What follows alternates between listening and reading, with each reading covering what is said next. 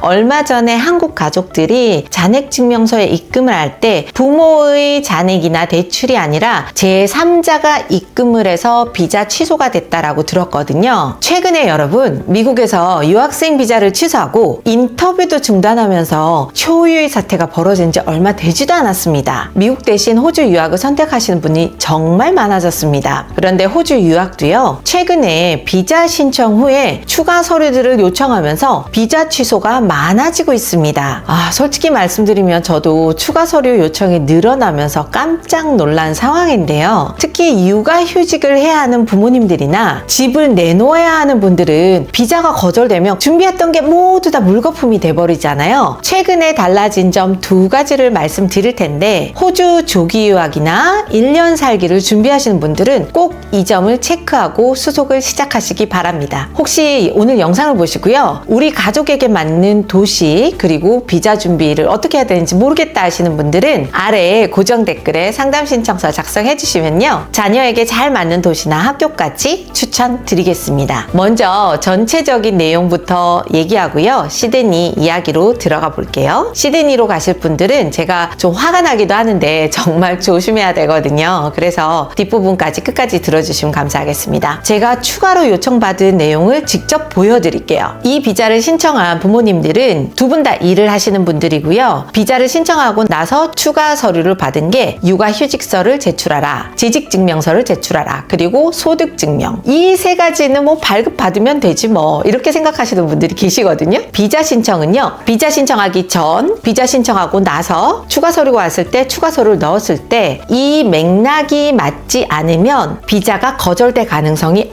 아주 큽니다. 비자 거절이요, 생각보다 엉뚱한 데서 날 수 있으니까 잘 들어주세요. 우선 육아휴직을 하실 분들 말씀을 드릴게요. 육아휴직 확인서는 어떻게 제출을 해야 될까요? 사실 육아휴직은요, 비자를 받고 나서 신청을 하지 비자를 신청하기 전에 신청하지 않아요. 왜냐면 비자를 받아야 유학이 확정이 되는 거잖아요. 비자를 신청하는 부모님들이 육아휴직을 신청할 계획이 있으나 비자가 승인되면 최종 결정된다라는 이런 서류를 작성해서 보내주시면 됩니다. 그런데 여기서 비자가 취소될 수 있으니까 조심하셔야 될 부분은, 예를 들어서 나는 가디언 비자를 3년을 신청을 했어요. 그런데 육아휴직은 보통 한국에서 1년 또는 1년 반 정도 신청을 하거든요. 그러면 이거는 육아휴직이 아니라 퇴사가 돼버리는 거잖아요. 육아휴직을 쓴다라는 건 거짓말이 되는 겁니다. 유학을 계획할 때부터요, 육아휴직으로 자녀 유학을 갈지 퇴사를 하고 갈지를 정확히 계획을 세우고